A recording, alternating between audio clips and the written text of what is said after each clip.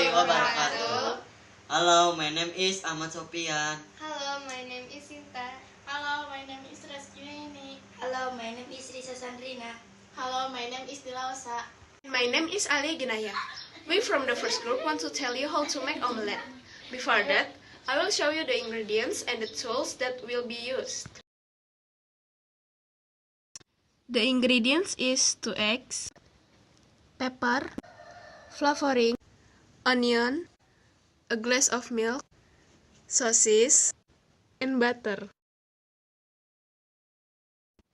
And the tools is spoon, fork, knife, bowl, teflon, and spatula. Put the egg into a bowl.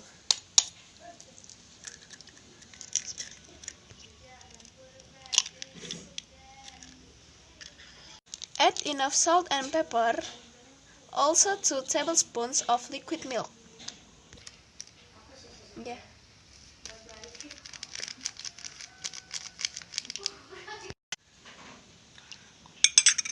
Onions and sausage, put in egg.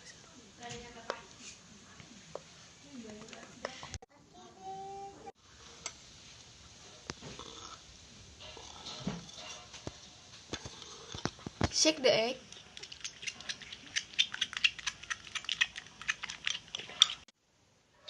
Prepare teflon. Give butter. Then turn on the fire. After the butter has melted, pour the egg mixture on the teflon.